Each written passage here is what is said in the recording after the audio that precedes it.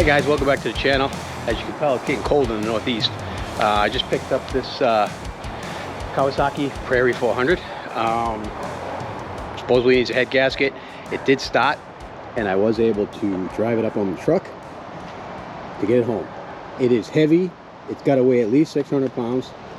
It is an absolute beast of a four-wheeler, and excited to have one. I've never had one, and I think I already got it sold to one of my friends at work. He's looking for an ATV to plow his driveway, so I'm going to probably set this all up with a plow and make it really nice for him. So without any more chatter from my jaws, I am going to wash this thing up because it is pretty dirty. You can see it's dirty everywhere. It's all dirty up under here. So I'm going to wash this up now before it gets freezing. I'm supposed to go below freezing tonight. I don't have my outside water won't be on anymore, so let me wash this up and then I can shut all that off and we'll get it on the lift. Boy, it cleaned up nice. This thing is in really great shape. I mean, it is in real great shape. I mean, look at this thing. Look at how nice this is. All I did was hose it off, get the dirt off it. I didn't scrub it or nothing. I mean, this thing is in awesome shape. All right, let's get it in the garage. Alright guys, it's on the lift. I just want to show you that it does run. I'm not going to run it for long because the previous owner said there's no antifreeze in it. But I just want to show you guys that it does run.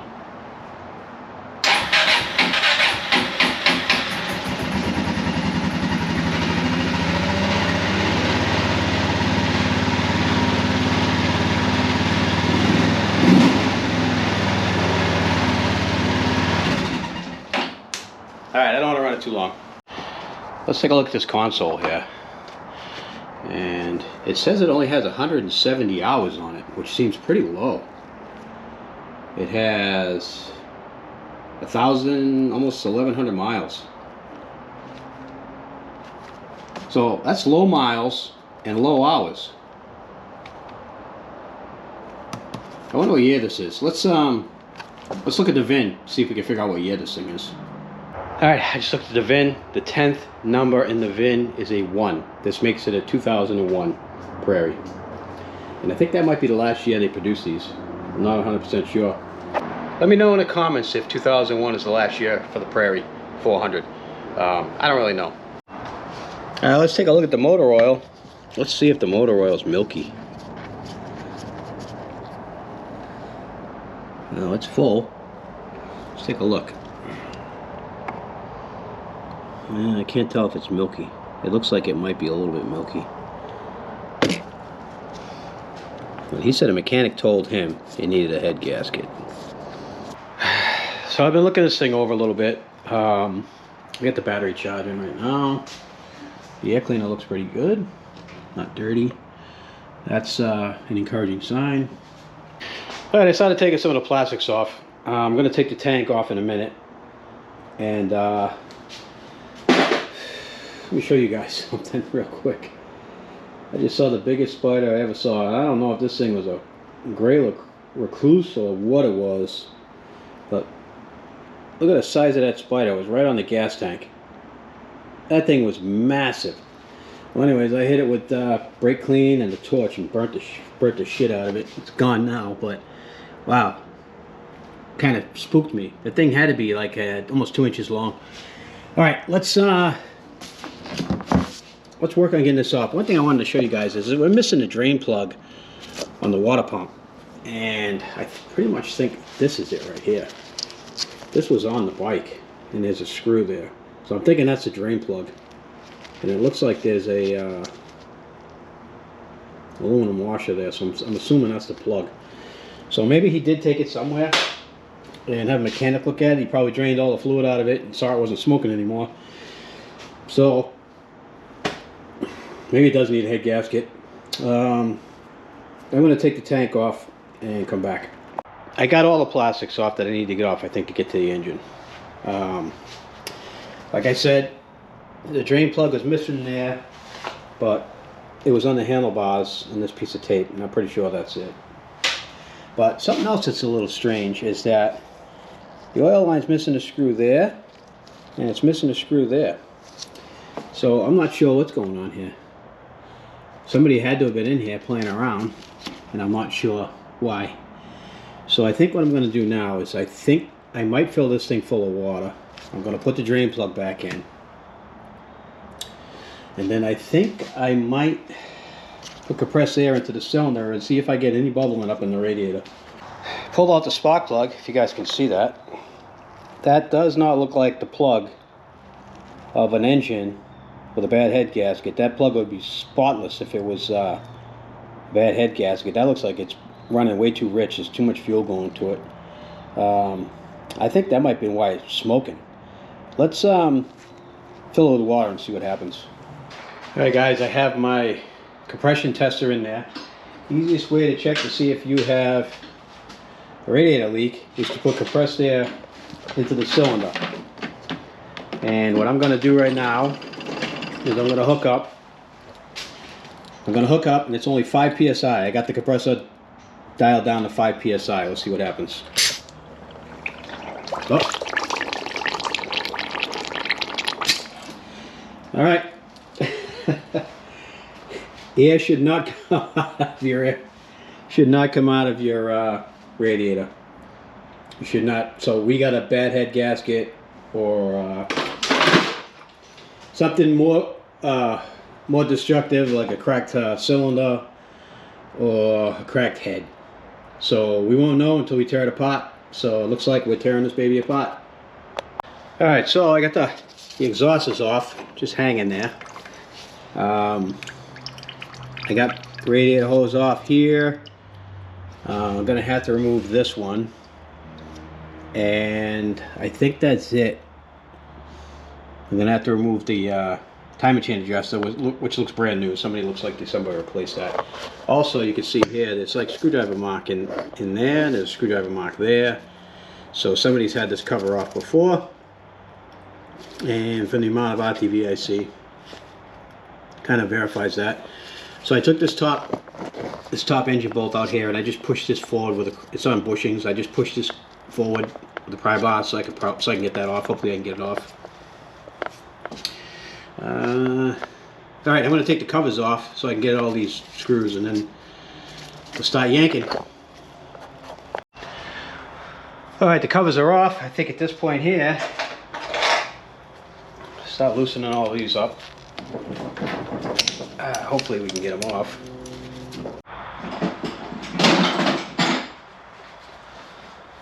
All right, guys, let's try to get this off. I got all the screws out of it now. Let's see if it comes off. Seems to be coming off.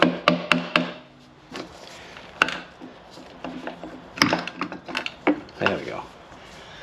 Now I can get it off.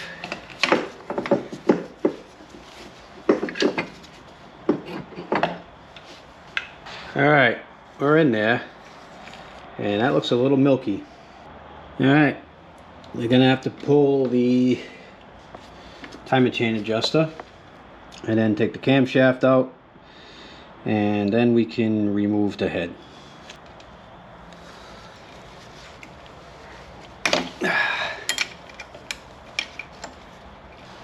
don't want the chain to fall down inside the engine. I'll have to go digging for it, and I don't want to do that. Alright, that'll hold it. Pull the cam out. Okay, all the engine bolts came out except for this one. This one hits the frame right here. There's no way to get this one out. So that's going to have to come out with the head. Hopefully. Alright, let's give this head a couple of whacks and see if we can get it off of here. Alright. That didn't take much. Alright, it's out. I was able to get the head bolt out. So let's pull the head off now. Let's see what's caught, if anything. Okay. Everything is caught. Alright. Now what's going on right there? Oh yeah, that's where she's busted right there. She's busted and rusty. All right, let's go over what we got here. And first of all, we'll check the cam.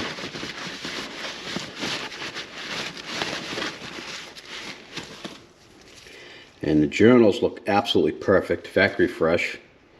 The lobes show a little bit of wear, but nothing I'm concerned with. So that cam is definitely a good piece. Now let's check out the valve cover. And the journals on this look really good too. This journal here looks good. This one looks brand new. This one shows a little bit of wear, but that is okay. The rockets look really good. Somebody has had this off at one time.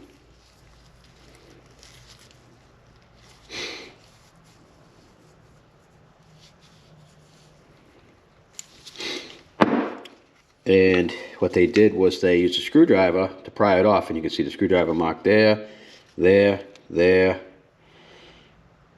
and oof, it's a nasty one right there, and there. And that is on an alignment pin. Ay. So we'll have to do some cleaning, clean this all up, which is okay because it's on the outside, and RTV will fill that in, so we won't have any issues. But we'll clean that all up. That's in good shape. The head gasket, you can see right there, is broken right there. That's what caused the leak. You can see rust right here, so water was getting through. And that was the failure point there, was the head gasket. Now the head itself, if we look at it, it's in good shape other than the fact that it has carbon on it, which is really not that big a deal. Nothing a little wire wheel won't fix.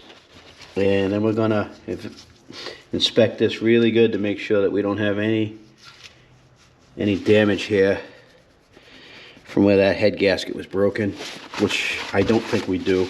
I think we'll be in perfectly good shape. And the journals on this side look good as well. Just needs cleaning up. I don't think it needs valve seals or valve lapping because it didn't smoke when I ran it, even though it didn't have water in it. And we get the carburetor, which I'm going to take apart and clean to make sure that it is in good running condition when we pop this back in.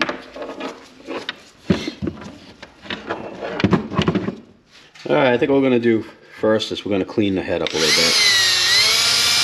And it's okay to use a wire wheel as long as it's brass, and this is a brass wheel, so it's not really going to hurt anything.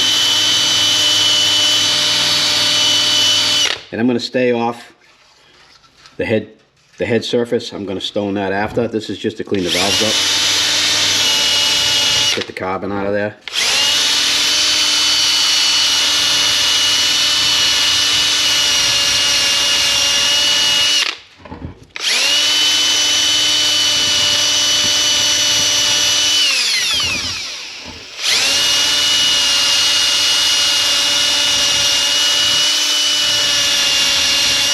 Alright, that looks much better. Now, my favorite cleaner, WD. Stuff works incredible on everything. It's just an incredible cleaner. Doesn't hurt anything. It just works really well.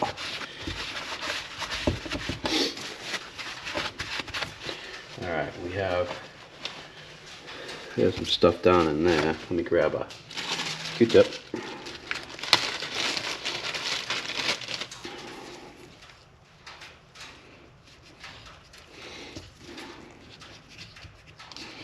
Clean the threads out a little bit.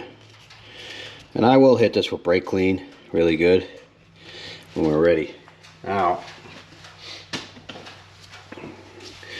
let's start to work the surface here.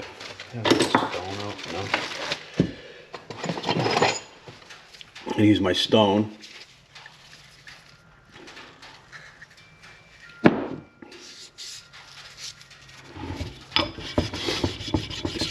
surface. We don't want this head gasket to leak again, so we are going to really work the surface good until I am 100% sure that we are going to get a good seal.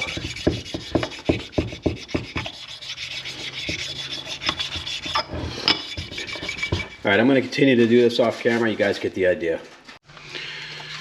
Alright guys, I'm going to do a little bit of sanding because I just want to make sure that this area right here, where the gasket was broken, is flattened out. Now I'm going to stress, don't do this at home unless you know what you're doing. So I have a precision ground block right here, and I have 800 grit paper. And what I'm going to do is, I'm just going to tear this paper in half. Nothing fancy. And I'm going to wrap it around this block. And let me see, which way do I want to go? I think I might want to actually, let's see, I think I want to tear it down the middle. So let's do that. I'm going to fold it.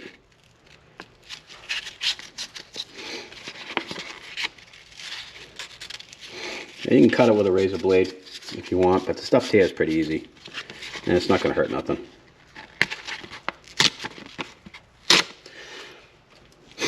Now I'm going to wrap it around the block, and what I want to try to do is have the wrap on one side like this. Now again, if you've never done this before, I caution you not to do it unless you have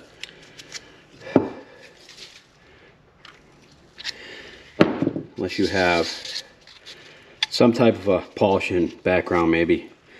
And then I'm just going to run this over the whole area, and I'm going to keep moving because I don't want to gouge. This will take off the material faster than the stone.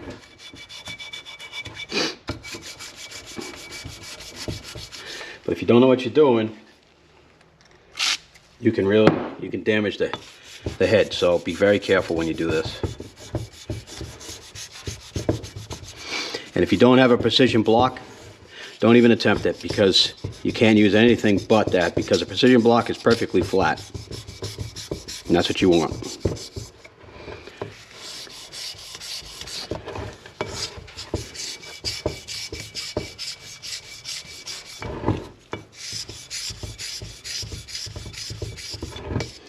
As you can see, I'm not staying in one place very long, just moving around. And 800 grit is the same paper you use. You gotta wet sand the paint of a car.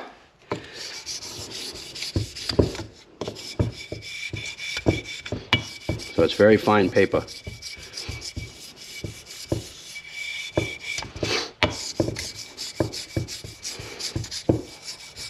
I'm gonna have to do a similar thing to the cylinder just to be safe. I won't show that on camera because there's no room to work over there because it's still on the machine. But all right, let's wipe it off and see what it looks like.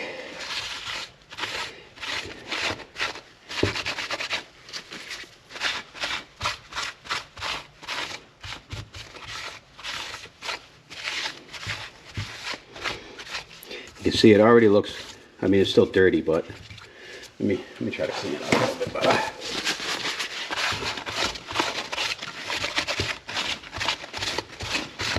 You can see I got a lot of it out now. Still just a little bit of discoloration here. So I'm going to do it again. This time I'm throwing this out. I'm going to use the other piece that I made. Now I'm going to do it off camera. I'll come back and show you what it looks like when it's done. Alright guys, that's it. It looks really good. Like I said, I spent some time. I went over it again with the block. A few more times with the stone. And I think I got the imperfections out. They were more surface. You could barely feel it on a fingernail, but I just want to make sure that it's completely smooth. And that's where the gasket is, or was, and that's where the brake is. And you can see that the imperfection is gone now. So let's continue on. Let's flip it over and start cleaning the other side. Alright, so There's a screwdriver mark right there. I don't know if you guys can see that. It's a pretty good one, and it kind of pushed into the dowel pin. So I had a little bit of a time getting that out of there, but it's only at the very top. So I'm going to take a countersink and I'm going to chamfer the top of this hole. It's not going to hurt nothing. I'm going to do it by hand because I don't want to overdo it with a power tool. Alright guys, everything's cleaned up. Everything looks really good. I hit it with brake clean, compressed air. Did a really nice job. Cleaned everything up real good. I'm going to wipe everything down one last time just to get everything out of it. But very clean. Flip this over. You can see the back side. Very nice. Looks awesome. We'll do that one more time. You guys can see it. Everything looks nice. It's all ready to go back on. The valve cover, same thing. All cleaned up. Like I said before, I need to go in here and just give it a little bit of a wipe before I reassemble. But for the most part, it's all cleaned up, ready to go. I also cleaned the cam, and the cam's all ready to go. Now let's go over and look at the machine. I'm trying to give you guys a good shot at this. I don't know if I'm going to be able to. Maybe right here. If you look right here, you can see this discoloration, and I can catch that on my fingernail. Not a lot, but there is a tiny little pit right here where the coating has come off the cylinder, and that is unfortunate because now that the coating has started coming off in that one little spot, it's just going to continue to come off until the top end burns up. So I think we need to get a new cylinder, and this probably happened from antifreeze being burnt in the combustion chamber, or either that or it overheated, running low on water. That's unfortunate. Alright, let's take that cylinder off. These are just 8mm, and they just hold the cylinder down on the bottom.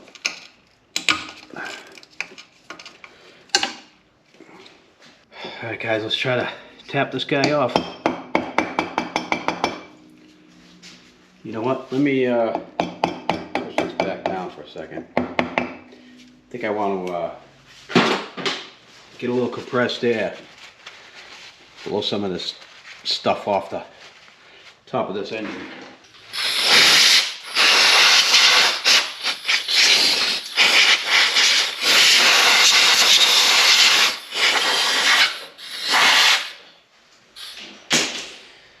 Alright, let's see what this guy looks like, shall we?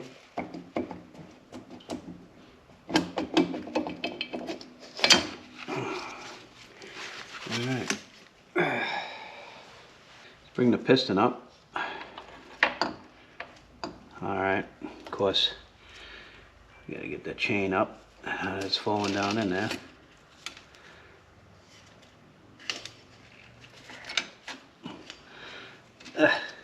Okay.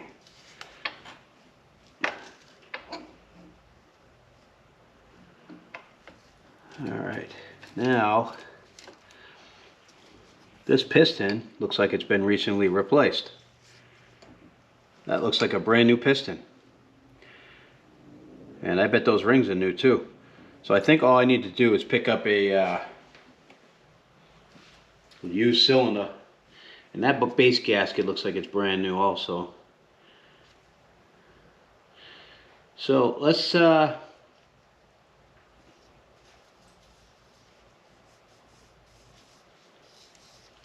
think we're in alright shape here. It looks like somebody's rebuilt this once before. That piston looks really good. So now I'm just going to clean up this gasket surface to get some of this old gasket off. And as you can see, I stuffed some paper towel down inside there because I don't want nothing to fall in the engine. I checked the crank. The crank is super tight. So there's definitely nothing wrong with the crank. There's no play either way. There's no end play. No up and down. There's no side by side or side to side. Very little. This engine is pretty tight. I'm not 100% sure why someone put a new piston in this. Maybe it was burning oil, but it does seem like a low hour machine, so I don't 100% understand that. But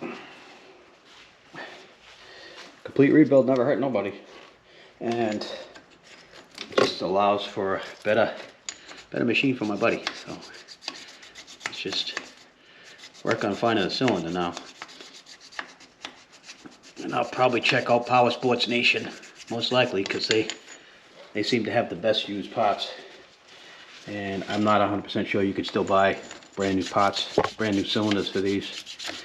So, but a quality used cylinder, there's nothing wrong with that, because they are nickel cell plated. So as long as the plating's good and there's no scoring in it, no reason why you can't go used. And I'd rather go used anyways, because I'd rather have a genuine Kawasaki cylinder than a Chinese knockoff, to be perfectly honest with you.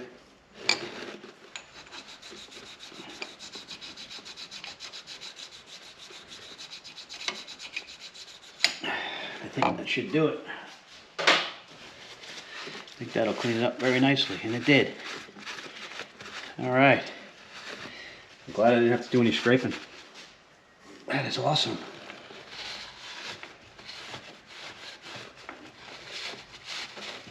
Get all the old gasket off. So whoever rebuilt this the last time did it right. They didn't use any gasket maker on the base. You don't need to. 2 strokes, a different story, but 4 strokes you don't need it. Alright, all nice and clean. We are ready for a new cylinder, and this piston is not that old. It still looks pretty good. Still looks real good. The rings are all free. Looks real good. Alright guys, thanks for watching to this point. I'm gonna end this video now. I need to order up a cylinder, which kind of bums me out because I had all the parts I needed to get this back together. But it'll make for another video. So I want to thank you guys for watching. Hit the bell button so you'll get notified when I post the next video. And I'm going to get on the internet right now, order up a cylinder. When it comes in, we'll get back on reassembly, get this thing running. And then there's going to be a third video if you guys are interested. And that is going to be putting an entire ATV plow assembly on this for plowing driveways. So stay tuned for that. And again, thanks for watching.